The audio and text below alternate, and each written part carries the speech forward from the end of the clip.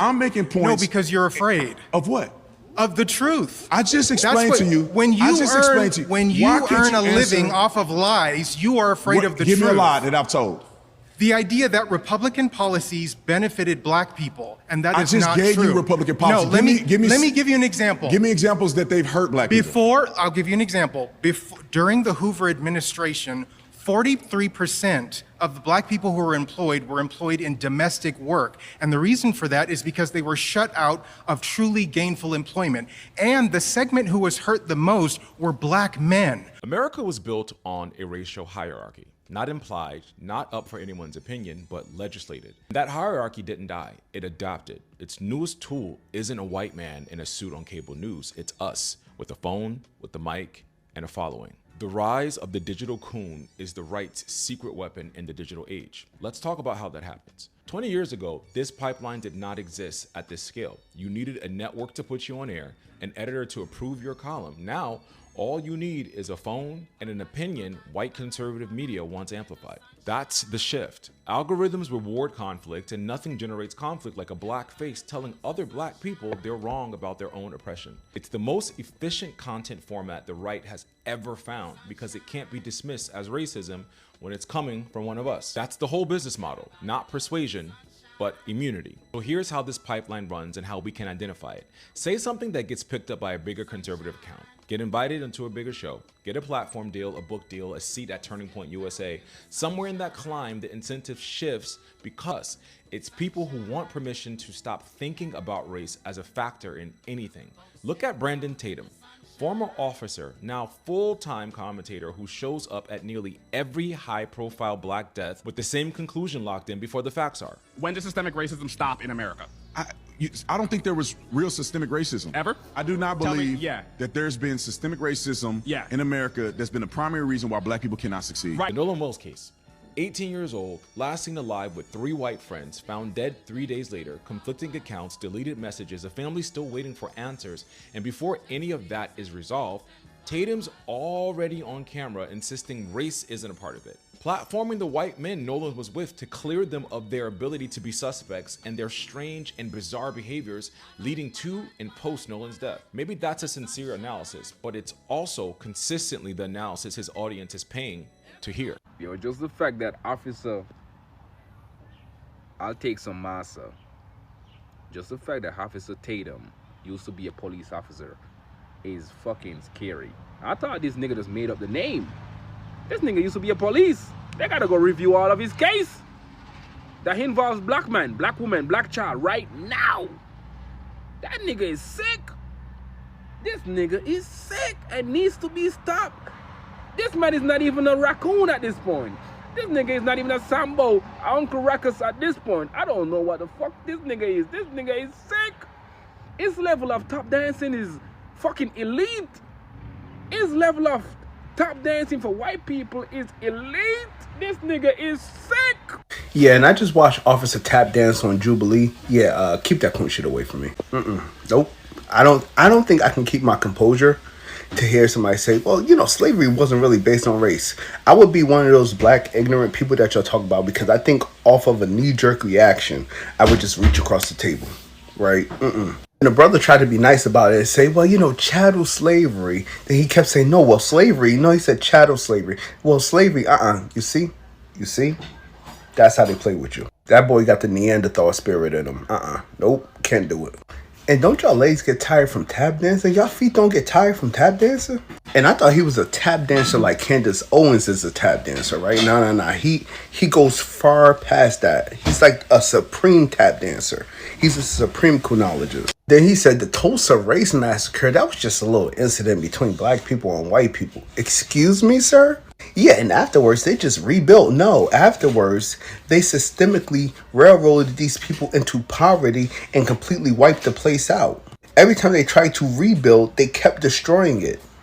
And the Tulsa Race Massacre happened off of the false allegations of a white woman. And on top of that, when they was absolutely dismantled and they tried to get their money out of the banks did not even try to help them and kept all of their money. So ladies and gentlemen, I hope that you're doing well today and you're good of health. Again, you are welcome to this amazing and beautiful channel. Thank you so much for your constant support. So today we are going to be discussing, or rather look into maybe different ways, but then again our focus is going to be on Officer Tatum.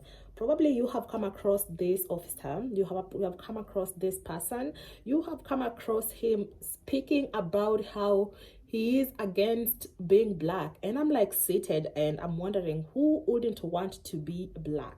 I did a video whereby small kids, when they're being asked like, what do you want to be when you get old, what do you want to be? I want to be black.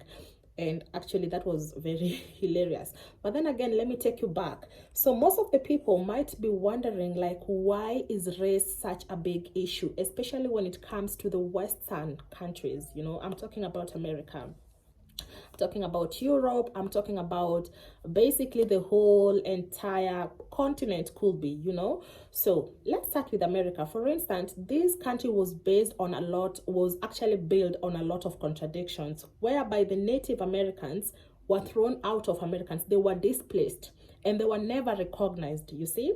And then again, this particular country was built by the people who were enslaved during that time.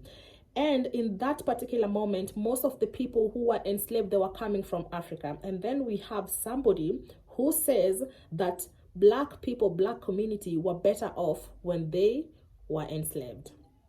And I'm so glad, because this is now has become a matter of interest to each and every other person. Because if you read history, I feel like it's something that you should never ever want it to happen, because slavery robbed Africans a lot of dignity. Let me start by even the family. So you find these people, they were taken to America to be slaves actually, in a lot of aspects. And this person went to the US maybe when they were 16 or something like that. And when they got there, they become slaves, they do their own things, and maybe they later on in life they could have families and all that. Remember, slavery robbed African this dignity, in the sense where you don't even know your roots, you don't even know which part of Africa do I come from, who are my people, you know, something like that. And then we have somebody who sits and says that he feels like black people did so well when they were enslaved, you know. It doesn't really make sense to me. I'll come to a point where I'll say that this particular person, either they have like a mental disorientation, or maybe they have like identity crisis. Because tell me, this is a black man, this is a black person who probably is gonna have kids, and then it's very important for your kids to learn their history. What are you going to be telling them? And this is why from generations to generation, the kids are getting born, and then you are wondering like, why am I black? You are starting to resent your community. You're starting to resent where you came from. So you see, I don't even find it funny myself, because I'm seated and I'm like, people who should be very influential in the community could really speak like that. Remember, everything that you say, somebody else who is particularly growing and would want to know more is gonna come back to that clip, and they would want to, you know, to know more about it. So slavery alone was bad. I would say it was really bad. There's a clip, or rather there's a clip I've done about that. Just look down below, you'll find it. And there's a lot of things that happened during slavery. It wasn't just like, you know, this and that. There's a lot. There's this particular woman that was actually very curvy. She was an African woman. She was from the Western Africa, and she was put in a zoo because of her curvaceous body, and people could come and see her, touch her, you know, something like that. That woman was robbed her dignity. And this is something that a grown man would sit and still say that, yes, we want slavery back. And then again, even when you speak about, he said that a lot of men during slavery, they were elevated and all that. No, they were not elevated, because these people were in the field picking cottons, remember? So the only work that African slaves would do was to work in the farms, and they were denied education. They were denied each and every other basic thing that they could want to have as a basic need. And then we still have people who could still talk and say that, you know what, we want slavery back, you know. So, ladies and gentlemen, let me know what you think about this particular issue, because slavery, colonization, those are topics that if we start talking about them, unless maybe you want to sit down and understand it deeply and get to know why, if those topics are about, or rather when those topics are being discussed, a lot of people, they project their anger because you don't know what slavery and colonization did to Africans. Yes, even up to now, we still have countries who are stealing gold in Africa. They stole the gold in Africa. Look at West Africa. Look at what is going on, you know. So it's messy, you know. So ladies and gentlemen, just in case you're new here, my name is Yvonne and you are welcome to being part of my online family. Please like this video, comment, let me know what you think about the comments of that officer, and is it something that really somebody will sit down and agree? Let me know down below the section, and you know how we do. Until next time.